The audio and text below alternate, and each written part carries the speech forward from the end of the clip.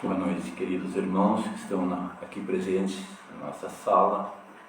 Boa noite também aos internautas que estão nos assistindo através da live que está sendo transmitida nesse momento para a nossa casa. A todos, que Jesus os ampare e os abrigue em seu seio, nos dê a inspiração necessária para nós fazer o trabalho dessa noite. No dia 18 de outubro, amanhã, portanto, a nossa casa está completando 81 anos de existência. E por isso, eu trouxe aqui algumas imagens para nós relembrar de tudo como começou aqui na nossa casa.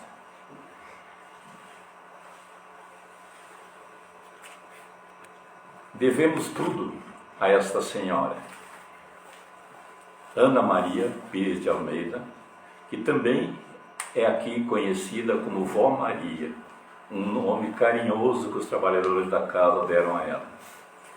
E por acaso também foi a minha mãe, minha progenitora, a quem devo a felicidade de ter conhecido essa doutrina consoladora que tanto tem me ajudado na vida. A Vó Maria nasceu no dia 16 de agosto de 1899, no interior de Santo Ângelo. Ela seguia o catolicismo, religião que recebeu de seus pais. Casou-se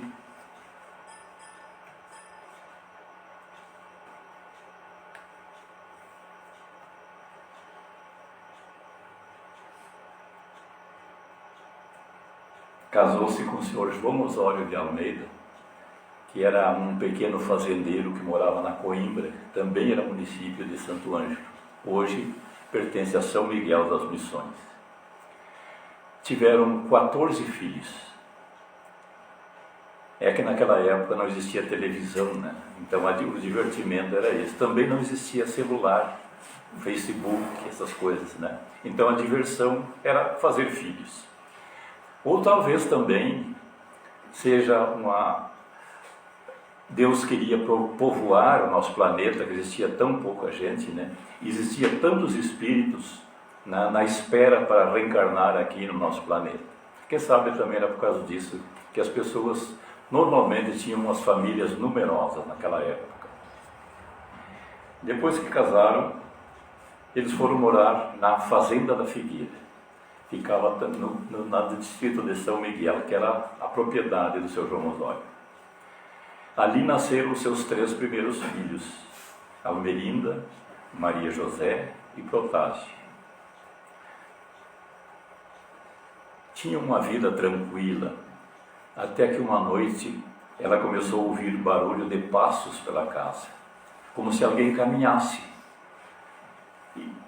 E em seguida começou a ouvir também vozes, e ela não sabia o que podia ser aquilo. Acendia o lampião, porque naquela época não existia luz elétrica no interior, e não havia ninguém. As crianças, que ela imaginava que podia ser as crianças que tinham levantado durante a noite, estavam dormindo tranquilamente. E a partir daquele dia, todas as noites, acontecia a mesma coisa. Como ela era católica, ela orava frente à imagem do santo da sua devoção, pedindo que afastasse aquela coisa. Mas não adiantava, cada vez aumentava mais. E ela então pensou que estava enlouquecendo. Foi aí que seu tio José Belício, que já tinha lido algumas obras de Allan Kardec, disse que ela tinha que ir ao centro espírita. Só que naquela época, o centro mais perto era em Santa Maria, ficava a 170 quilômetros de onde ela morava. E o pior é que não existia automóvel naquela época, lá naquela região. Então ela teria que vir a Tupanciretã de charrete e aqui embarcar no trem Maria Fumaça, naquela época, para poder chegar em Santa Maria. Mas diante da situação que ela se encontrava, não teve outra alternativa. Ela teve que enfrentar essa viagem. Quando chegou em Santa Maria, ela se dirigiu a um centro que provavelmente seria o Bezerra de Menezes, que era o mais antigo lá de Santa Maria. E foi atendida pelo senhor Alfredo Silva, que era o diretor daquela casa. E o senhor Alfredo falou para ela que o que ela tinha era mediunidade e precisava ficar algum tempo lá em Santa Maria para desenvolver essa faculdade. Por isso, Dona Maria morou 1 ano em Santa Maria. Depois, ela retornou para Tupanciretã e veio. Mas como aqui não havia casas espíritas federadas, elas se reuniam nas casas particulares com aquelas simpatizantes da doutrina para estudarem o espiritismo. Um dia ela soube que haviam fundado um centro em Cruz Alta e passou a ir de vez em quando assistir às sessões naquela cidade.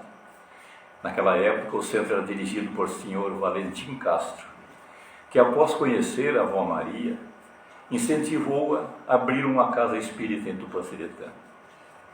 A princípio ela se recusou, porque tinha pouco estudo e não se achava competente e nem capacitada para tanto. Além disso, ela tinha receio, porque naquela época havia muito preconceito com a doutrina espírita. Algumas pessoas até evitavam os espíritas, dizendo que eles eram feiticeiros. Mas diante da insistência do seu Valentim e do apoio de sua mãe Cândida Freitas, de seus irmãos Amândio e Rivadavia Pires de Freitas, que nós chamamos também de tio Riva, ela resolveu enfrentar esse desafio. Cedeu parte do terreno onde morava, na antiga casa, a Rua Tamandaré, hoje Carlos Marias de Abreu, que também foi onde eu nasci, nesta casa, e pediu para o seu Armando Correia, que tinha uma carpintaria próxima daqui, para construir um pequeno chalé de madeira onde funcionaria o centro espírita. Assim surgiu a Sociedade Espírita Bezerra de Menezes, registrada na Federação Espírita do Rio Grande do Sul no dia 18 de outubro de 1941. No início, uma tarefa muito difícil. Haviam poucos médiuns para atender as pessoas que procuravam o centro para tratar de problemas espirituais. Minhas irmãs que estão presentes aqui na casa, para casa hoje, contavam que viam pessoas com graves casos de subjugação, que antigamente eram chamados de possessivas. E as pessoas gritavam, se jogavam no chão, caminhavam sobre os bancos que tinham, os bancos de madeira que existiam na casa. Mas a avó Maria se mantinha firme, ela tinha muita fé e buscava forças em seu mentor, que era Dr. Bezerra de Menezes, e conseguia acalmar as pessoas. Ela contava que nos dias de sessão haviam pessoas que jogavam pedras no telhado da casa, mas ela não se incomodava e continuava seu trabalho tranquilamente. Além dos trabalhos de desobsessão, ela também receitava remédios da homeopatia, pois além de evidência e da audiência, ela também possuía mediunidade de cura. No centro havia um pequeno ambulatório homeopático, que era atendido pela sua filha Ieda, que está presente aqui, não me deixa mentir. Os remédios vinham de Santa Maria e eram vendidos por um pequeno valor, e quem não podia pagar, os remédios eram doados. Entre os médiuns que ajudavam no trabalho estava a doutora Olinda Correia, Cláudio Santos, seu Estevito, Dona Elisa Barcelos, Cornélio Lucas Colomé, que mais tarde fundou o Centro Amor em Jesus nesta cidade, e o seu filho Adão Colomé, que hoje trabalha no abrigo Oscar Pitã em Santa Maria.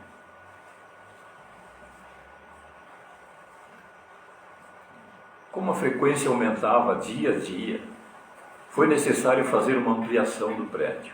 Então, em 1955, foi construída mais 2 peças aqui e a frente de material. Na foto, vemos os trabalhadores daquela época. Da esquerda para a direita, Dona Clementina, Dona Linolfa, Dona Nina, as filhas, a Ieda e a Adelaide, a avó Maria, seu Estevito e seu Pedro.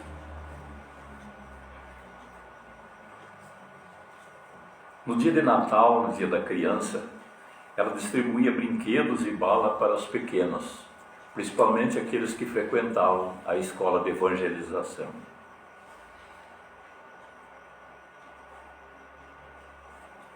Em 1980, a avó Maria desencarnou. E seu irmão Rivadavia, mais conhecido como tio Riva, que morava em Santo Ângelo, que também possuía mediunidade de cura, veio para Tupanciretã para dar continuidade ao trabalho de atendimento para aquelas pessoas que buscavam o auxílio da casa. Foram incontáveis as pessoas que ele ajudou. Alguns vinham até das cidades vizinhas para consultar com o tio Riva. Em reconhecimento ao seu trabalho, o poder público de nossa cidade prestou-lhe uma homenagem, colocando seu nome no ISF 4, que foi o posto de saúde onde foram atendidos os casos de Covid durante a pandemia. E com certeza tio Riva estava lá, em espírito, ajudando os médicos no tratamento dessa doença que abalou a nossa cidade.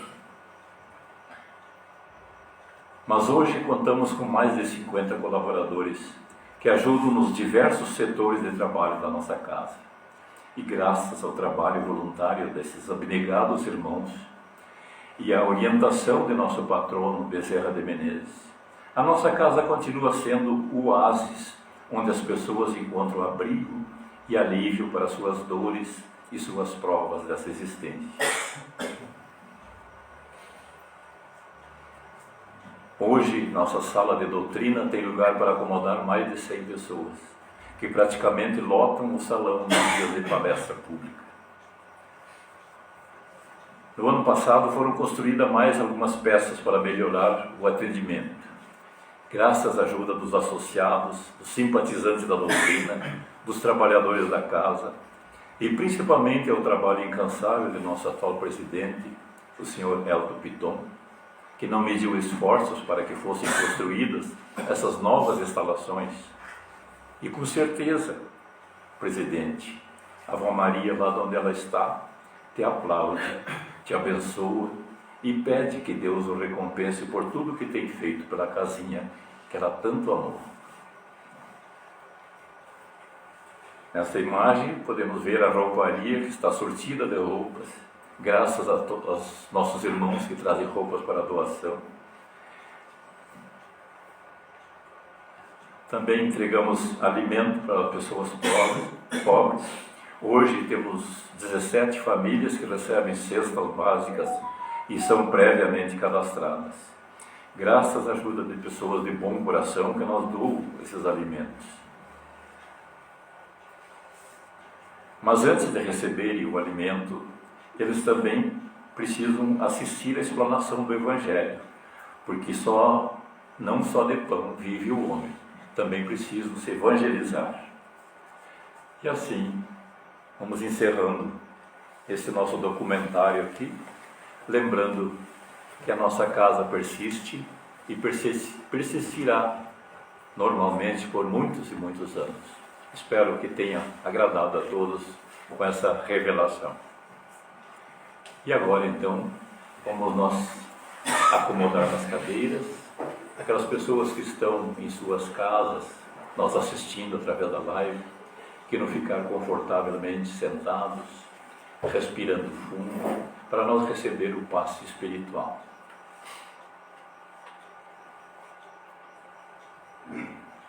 Lembrando que Jesus nos encaminha, nos mostra o caminho da verdade, o caminho da vida, o caminho por onde todos nós devemos seguir. Lembrando que Deus é o Criador de todas as coisas, é nosso Pai, e todos nós somos irmãos. Então, neste momento, Senhor, pedimos por todos aqueles que se encontram em provações aqui na terra, que tenha misericórdia daqueles que sofrem nos hospitais, em suas casas particulares, buscando socorro espiritual, que possam, Senhor, neste momento, sermos agraciados com sua bondade infinita, vós que sois o Criador de todas as coisas, Baixa sobre nós, Senhor, a Tua luz, para que possamos neste momento receber esses fluidos de Sua benfeitores, através de seus benfeitores espirituais. Pai de misericórdia, tem piedade de seus filhos que ainda, caminhando por este mundo infinito em busca do socorro espiritual, muitos ainda ignorantes da sua verdade, mas buscando sempre o caminho da virtude. Dá-nos, Senhor, a Tua luz para que possamos brilhar em nossas vidas. Dá-nos o conforto espiritual. Dá-nos o alívio de nossas dores, se assim for permitido e se formos merecedores. Que possa neste momento, através de seus espíritos de luz, os abnegados trabalhadores da legião de Dr. Bezerra de Menezes, distribuírem sobre nós essas gotículas de luz que estão caindo sobre cada um de nós, num passe espiritual.